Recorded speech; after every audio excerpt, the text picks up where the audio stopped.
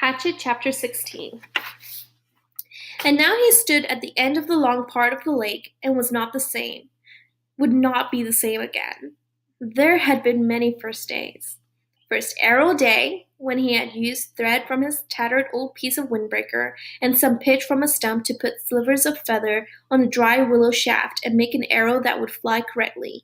Not accurately, he never got really good with it, but fly correctly so that if a rabbit or a fool bird sat in one place long enough, close enough, and he had enough arrows, he could hit it. Now that brought first rabbit day. When he killed one of the large rabbits with an arrow and skinned it as he had the first bird, cooked it the same to find the meat as good, not as rich as the bird, but still good, and there were strips of fat on the back of the rabbit that cooked into the meat to make it richer. Now he went back and forth between rabbits and fool birds when he could, filling in with fish in the middle. Always hungry. I am always hungry, but I can do it now. I can get food, and I know I can get food, and it makes me more. I know what I can do. He moved closer to the lake, to a stand of nut bush. There were thick bushes with little stickler pods that held green nuts. Nuts that he thought he might be able to eat, but they weren't ripe yet. He was out for a fool bird, and they liked to hide in the base of the thick part of the nut bush, back in where the stems were close together. It provided cover. In the second clump he saw a bird, moved close to it, paused when the head feathers came up, and it made a sound like a cricket, a sound of alarm just before it flew, then moved closer when the feathers went down and the bird relaxed. He did this 4 times, never looking at the bird directly, moving toward it at an angle, so that it seemed he was moving off to the side.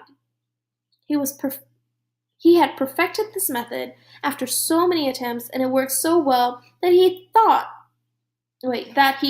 had actually caught one with his bare hands, until he was standing less than 3 feet from the bird, which was frozen in a hiding altitude of the brush. The bird held for him, and he put an arrow to the bow, one of the feathered arrows, not the fish arrow, and drew and release. It was a clean miss, and he took another arrow out of the cloth pouch at his belt, which he'd made from a piece of his windbreaker sleeve, tied at one end to make a bottom. The fool bird sat still for him, and he did not look directly at it until he drew the second arrow and aimed and released, and missed again. This time the bird jerked a bit, and the arrow stuck next to it so close it almost brushed its breast. Brian only had 2 more arrows, and he debated moving slowly to change the spear over to his right hand and use that to kill the bird. 1 more shot, he decided. He would try it again. He slowly brought another arrow out, put it on the string, and aimed and released, and this time saw the flurry of feathers that meant he had made a hit. The bird had been struck off center and was flopping around wildly. Brian jumped on it and grabbed it and slammed it against the ground once, sharply, to kill it. Then he stood and retrieved his arrows and made sure they were all right and went down to the lake to wash the blood off his hands. He kneeled at the water's edge and put the dead bird and his weapons down and dipped his hands into the water. It was very nearly the last act of his life. Later, he would not know why he started to turn. Some smell or sound, a tiny brushing sound, but something caught his ear or nose, and he began to turn, and had his head half around when he saw a brown wall of fur detach itself from the forest to his rear and come down on him like a runaway truck. He just had time to see that it was a moose. He knew them from pictures but could not guess how large they were when it hit him. It was a cow, and she had horns, but she took him in the left side of the back with her forehead, took him and threw him out into the water, and then came after him to finish the job. He had another half-second to fill his lungs with air, and she was on him again, using her head to drive him down into the mud of the bottom. Insane, he thought.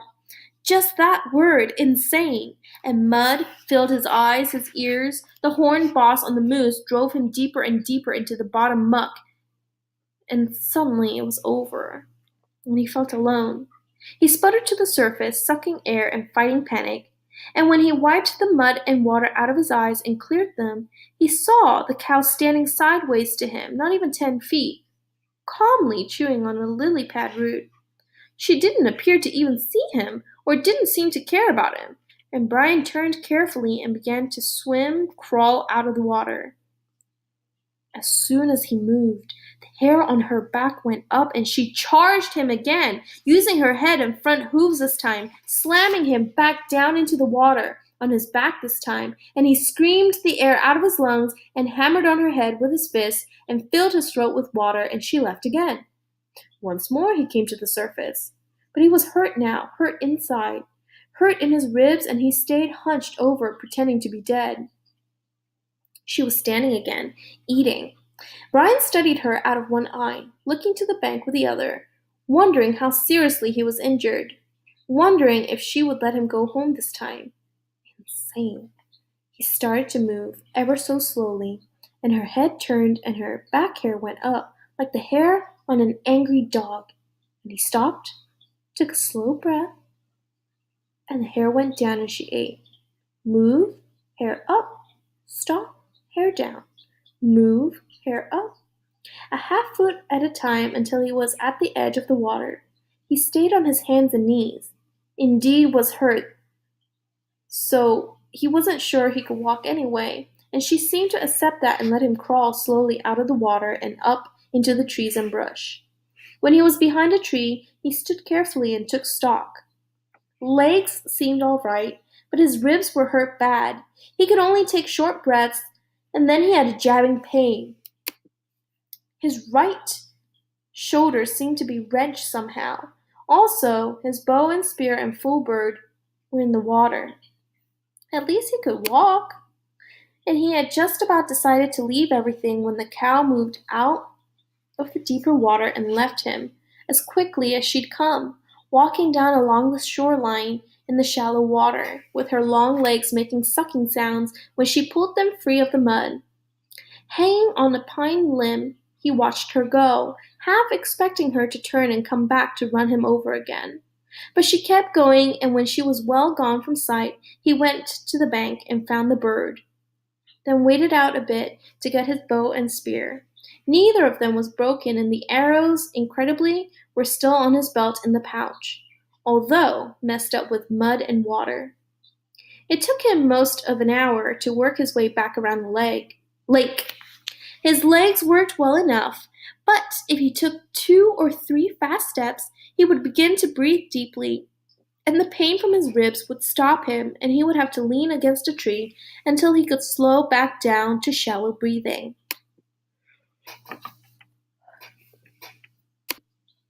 She had done more damage than he had originally thought. The insane cow. No sense to it at all, just madness. When he got to the shelter, he crawled inside and was grateful that the coals were still glowing and that he had thought to get wood first thing in the mornings to be ready for the day. Grateful that he had thought to get enough wood for 2 or 3 days at a time. Grateful that he had fish nearby if he needed to eat. Grateful, finally, as he dozed off, that he was alive. So insane, he thought, letting sleep cover the pain in his chest. Such an insane attack for no reason. And he fell asleep with his mind trying to make the moose have reason. The noise awakened him. It was a low sound, a low roaring sound that came from wind, and his eyes snapped open, not because it was loud, but because it was new. He had felt wind in his shelter, felt the rain that came with wind, and had heard thunder many times in the past 47 days, but not this noise. Low, almost alive, almost from the throat somehow. The noise was a roar, a far-off roar, but coming at him. And when he was fully awake, he sat up in the darkness, grimacing with pain from his ribs. The pain was different now. A tightened pain, and it seemed less. But the sound, so strange, he thought. A mystery sound, a spirit sound, a bad sound. He took some small wood and got the fire going again. Felt some little comfort and cheer from the flames, but also felt that he should get ready. He did not know how, but he should get ready. The sound was coming for him. just for him, and he had to get ready. The sound wanted him. He found the spear and bow where they were hanging on the pegs of the shelter wall, and brought his weapons to the bed he had made of pine boughs. More comfort, but like the comfort of the flames, it didn't work with this new threat that he didn't understand yet. Restless threat, he thought. Restless threat, he thought, and stood out of the shelter away from the flames to study the sky, but it was too dark. The sound meant something to him. Something from his memory, something he had read about, something he had seen on television. Something. Oh, he thought, oh no. It was wind. Wind like the sound of a train, with the low belly roar of a train. It was a tornado. That was it. The roar of a train meant bad wind, and it was coming for him. God, he thought. On top of the moose? Not this. Not this. But it was too late. Too late to do anything. In the strange stillness, he looked at the night sky, then turned back to his shelter and was leaning over to go through the door opening when it hit. Now later he would think of it and find it was the same as the moose.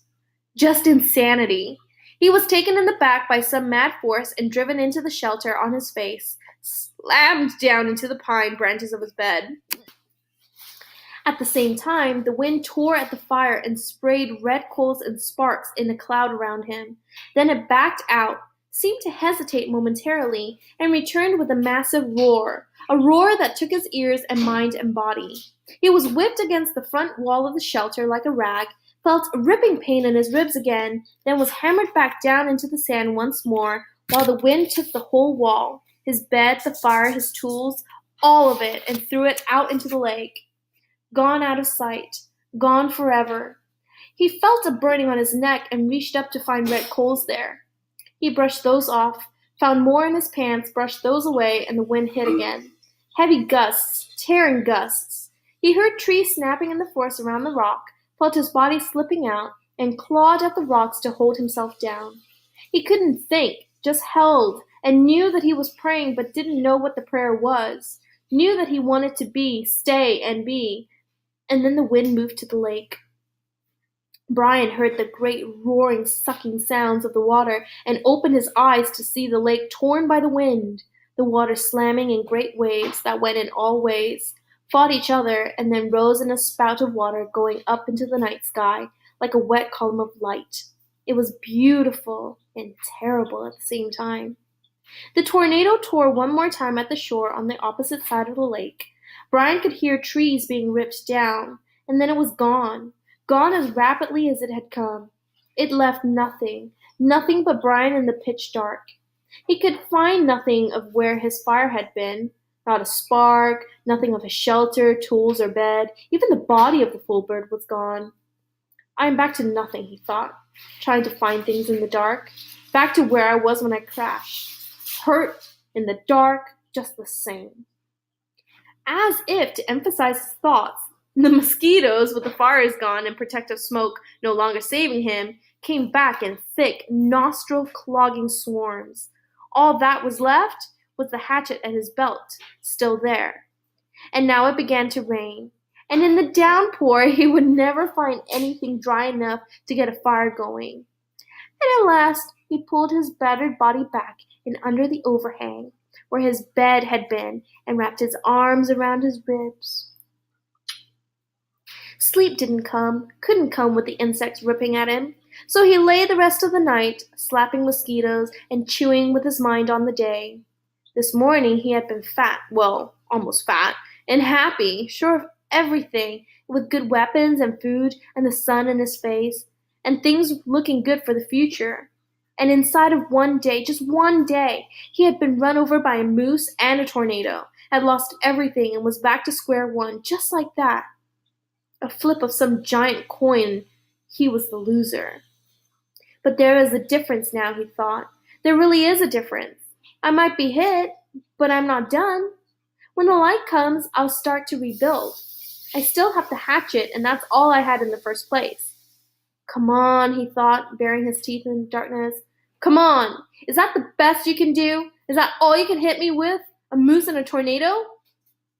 Well, he thought, holding his ribs and smiling, then spitting mosquitoes out of his mouth. Well, that won't get the job done. That was the difference now. He had changed and he was tough. I'm tough where it counts, tough in the head. And in the night, right before dawn, a kind of cold snap came down.